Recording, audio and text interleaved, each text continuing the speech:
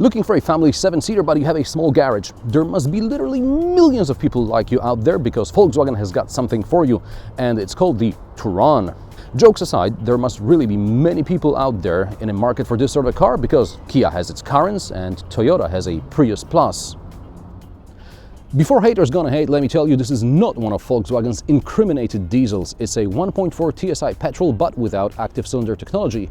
So it's not even affected by the CO2 emissions discrepancies. At least not as I'm filming this. The more family-oriented a Volkswagen is, the less interesting it is to look at. Remember Golf sports van?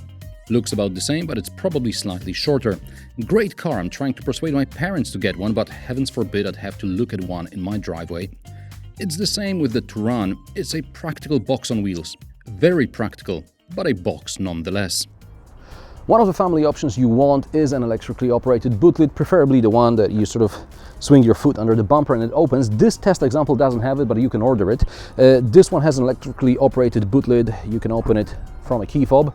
Again, that's useful. You're probably walking with your shopping bags, your child leash, your dog leash, whatever. The difference is that a 3-year-old dog can be a guide and a 3-year-old kid can just be a nuisance.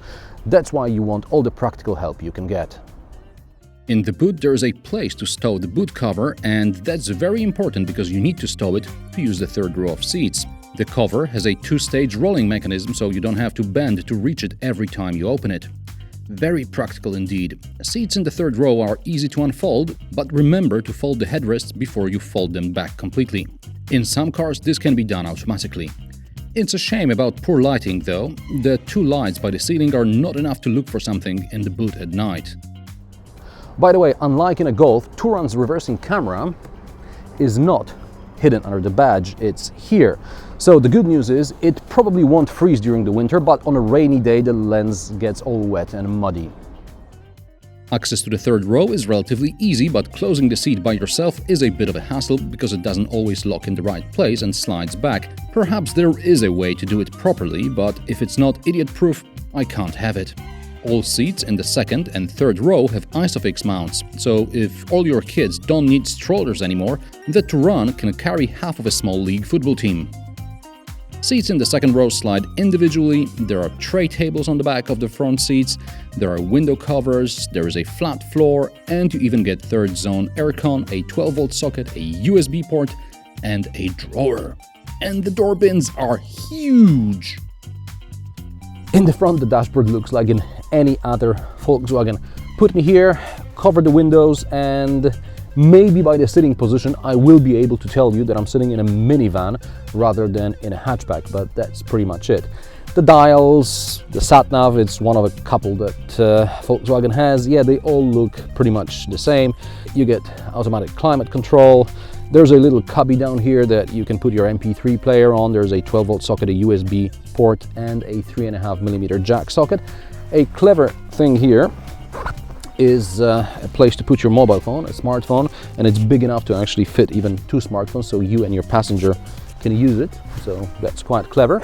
Average size glove box. There is a CD player and 2 SD card readers for whatever reasons. And something I really like in this car, under the armrest, it looks like normal storage, but it's not. There's this plastic bin here. You can maybe put a plastic bag inside, or you can use it just like that and wash it once in a while. It's a trash bin. Yes, very, very clever. And I'm surprised more car manufacturers don't put stuff like that in their cars. I mean, you have to keep your trash somewhere. Let's see how it drives.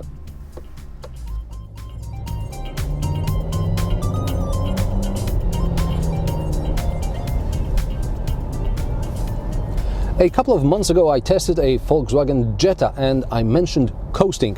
There were some questions about how this coasting works, especially when it comes to braking with your engine. I looked at it here, and what happens is, as I'm driving along at a constant speed, if I let go of the accelerator, the car starts coasting. When I start braking, a gear engages and there is some engine braking as well.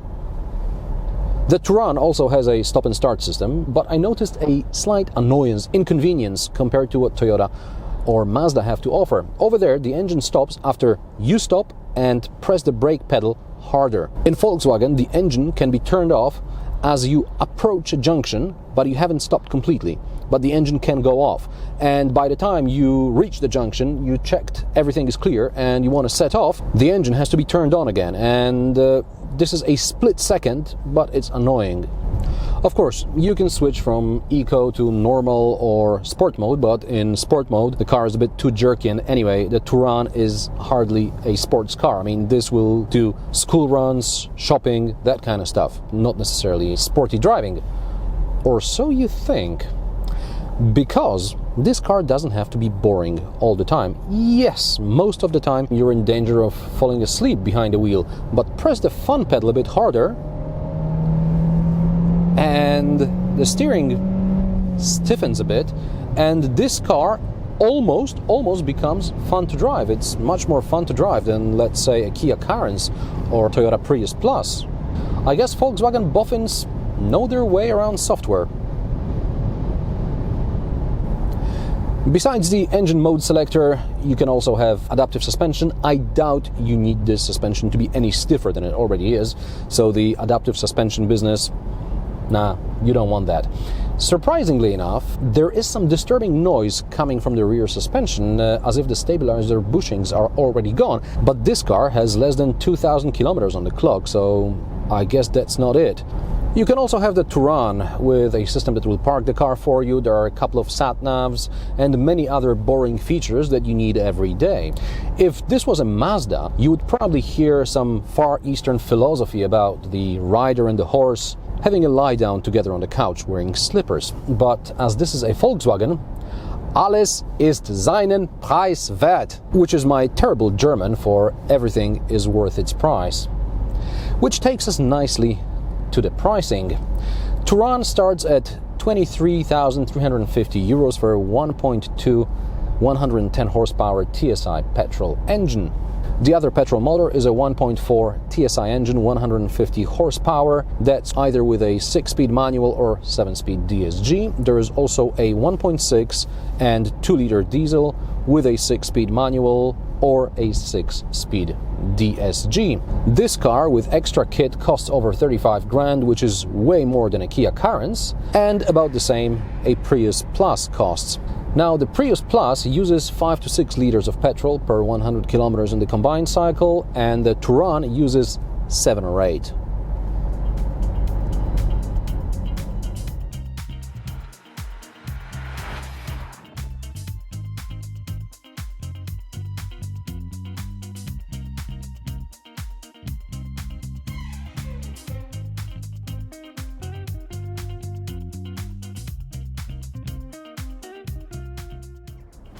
In my opinion, Volkswagen Touran is one of the most practical family cars out there, but if you want a lot of car for little money, take a look at Kia Carens or Dacia Logi. We also can't ignore the elephant in the room, which is the Volkswagen emissions scandal. Let me know in the comments below what do you think about that. Do you have any experience with Volkswagen's incriminated diesels? Also, don't forget to subscribe to my channel, rate and share my videos. New episodes every Friday. Thanks for watching, and I'll see you next time.